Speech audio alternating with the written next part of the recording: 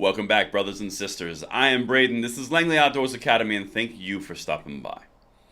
Alright guys, what we're going to talk about in this episode of the Bullet Points is the new assault weapon licensing scheme that's been put forward by the turncoat Republican out of New York, Chris Jacobs. Now this is incredibly important because if you'll remember that name, he is one of two Republicans who allowed H.R. 1808 to actually pass the House. Now granted, it's stymied in the Senate, something that you and I have discussed a lot. It's stuck behind the filibuster along with H.R. 8 and 1446.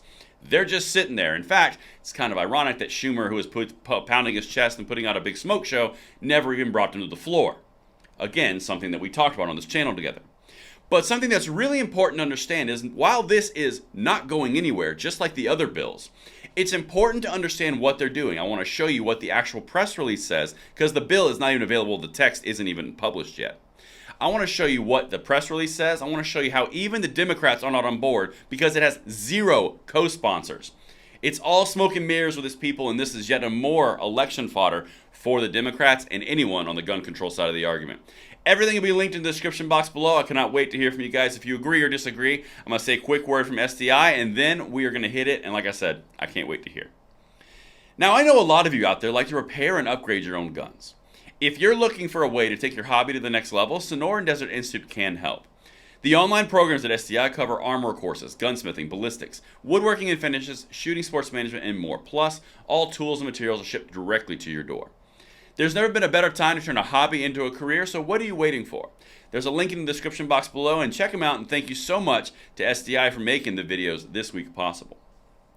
But my brothers and sisters, we've got to talk about Chris Jacobson. Again, this is the guy who supported AR bans or gun control and lost his nomination for his re-election. He's on the way out. We're not going to hear from this guy in January of next year. But anyway, while he's here, might as well make a splash and talk about him for a second. This is from his website, again linked. U.S. Congressman Chris Jacobs, representing the 27th District of New York. Ooh, so official. Jacobs introduces assault weapons licensing legislation. Now, right off the bat, this has an absolute vibe of an FOID. This is something coming out of Illinois where basically you have to have a license in order to have your rights. Unconstitutional across the board, has been found as such multiple times. And my own personal opinion, it's going to end up at the Supreme Court eventually. But let's walk you through what's actually happening here, because again, the text is not available, but here's the summary. H.R. 8882 to amend Title 18, United States Code, to require a license to acquire or receive an assault weapon and for other purposes. Now, this has been introduced. It's been referred to the House Judiciary Committee. This is going, theoretically, to Jerry Nadler, the High-Waisted Fiends Committee. That's where we get Chip Roy, it's where you get Jim Jordan, Dan Bishop, all those guys. But we're about 40 days out for an election. What do you bet that it's not likely going to be going anywhere, just like H.R. 1808 and 1446? Anyway, let's continue. This next part is important to understand as well. There are zero co-sponsors on this bill. All the other bills that we've seen and have gotten out of the House have had co-sponsors. It doesn't make a whole lot of sense if you were running for either re-election or the tight House campaign, well, across the board, 45 days away from an election, to sign on to something that is inflammatory. Doesn't make a whole lot of sense, which makes sense because you have zero co-sponsors. This guy is trying to put his stamp on something before he leaves into obscurity. Anyway, let's keep going. I got to pick apart this press release really quickly. Quote, "We saw firsthand in Buffalo, Uvalde, and countless other communities around our nation that high-powered semi-automatic weapons have the capacity to cause an extreme amount of destruction in a very short amount of time.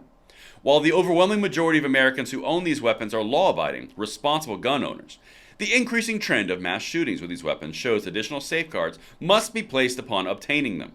My bill will better ensure these guns do not fall into the wrong hands while still protecting Americans' ability to exercise their Second Amendment rights," Jacobs said.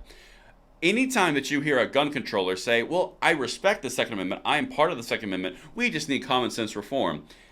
No, they're not. When you hear that, red flag. Also, something I want to hit on. A vast majority of the people who own these firearms, 30 million people, which makes them part of the common use lexicon in the United States. Little Supreme Court nomenclature there. This is what everyone's okay with except for this small, tiny minority, so we got to infringe upon everybody and put their rights behind a license. But that's just the intro. Let's keep going, and I want to show you how this falls apart in the press release. The Federal Assault Weapons Licensing Act would create a new licensing system for any American seeking to purchase a new assault weapon. Now keep in mind, He's advocating the fact that the assault weapons need to be behind licensing. That's the problem. All 30 million of these firearms in the United States, that's the cause of all of our woes. So if we put a license in front of every single one of them, all problems will be solved. Listen to the next sentence. Anyone who already owns an assault weapon at the time of enactment will be grandfathered in. So it's not the weapons. It's not the firearms.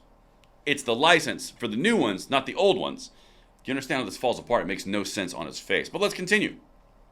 The licensing process would require an individual to take a mandatory safety course, pass an FBI background check, they already do, submit fingerprints, nope, it's not part of the NFA, and provide proof of identity, which is ironic because the Second Amendment is a right, and when you ask for ID on voting rights, it's Jim Crow 2.0, Jim Eagle, and the rise of the worst things on the planet.